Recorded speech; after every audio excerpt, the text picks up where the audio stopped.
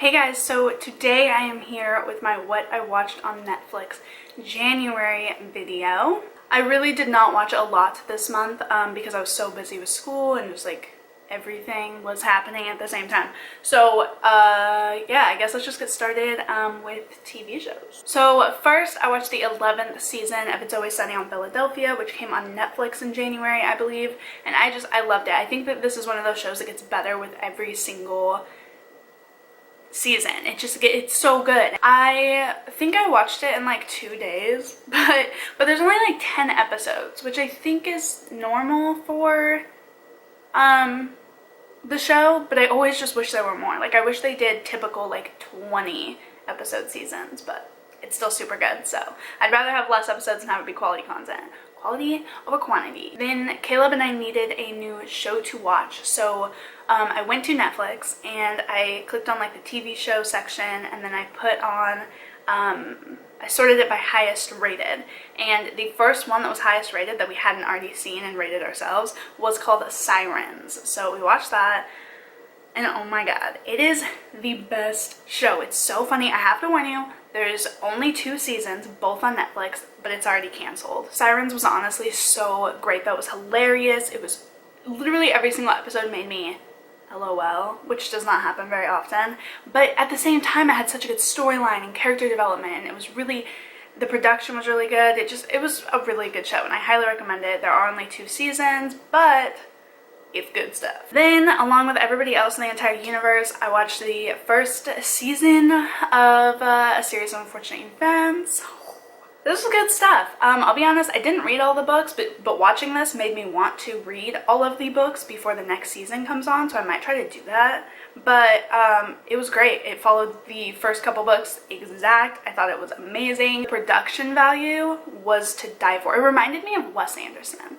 Very Wes Anderson-esque, but I liked it because I like his movies, so I liked it. I actually had to look up to see if he was a part of it because I was like, this is way too similar. He's not, but other people agreed that it did seem like Wes Anderson. But it was great, honestly. It was funny. I think it was perfect for all age groups. There was some adult humor, just like the books. There was some, obviously it's good for kids too, and it was just, the kids did a really good job as well.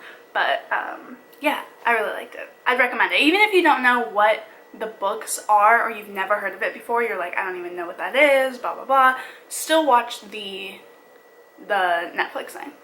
Do. So that's all that I watched for TV. As for movies, 2 of these actually aren't even on Netflix. I'll just warn you right away, but I thought that I would just share what I watched anyways, like I normally do. So we watched I Love You Man when we were up in Portland, Salem for my birthday. So we watched that. We've seen it before. It's really funny. We just felt like watching it. There's not much more to say. It's like a classic 2000s rom-com, bromance-com. It's good. Then we watched Sisters with Tina Fey and Amy Poehler, which is also not on Netflix, like I already said. But we watched it on Caleb's parents' HBO Go account, because that's how we do.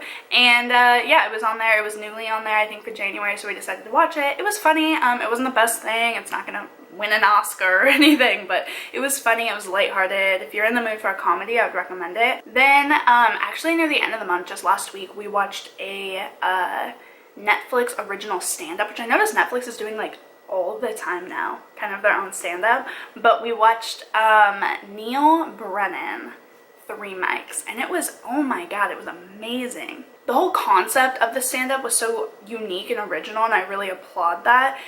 He had 3 microphones on stage. One was for just classic stand-up, telling a story, you know, lines, stuff like that. The other one was for just one-liners, just like straight one-liners. And then the middle one was serious. It was his story. It gave you a little bit of background about him. He talked about his relationship with his dad. He talked about his depression and his issues with that. He worked for Dave Chappelle, which I already knew going into it, but he worked for Dave Chappelle. He talked about that for a while. He talked about how he kind of hid behind Dave Chappelle for a while. And it was really unique because first he would start with the one-liners and you'd be like, haha, that's funny. And then he would start with the other one, the other comedy one.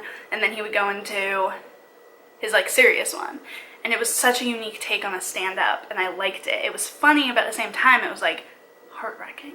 That is it. That's all I watched. Anyways, I hope that you guys enjoyed this video and are having a great day. Be sure to subscribe so you know when I upload, and I will see you guys in the next video.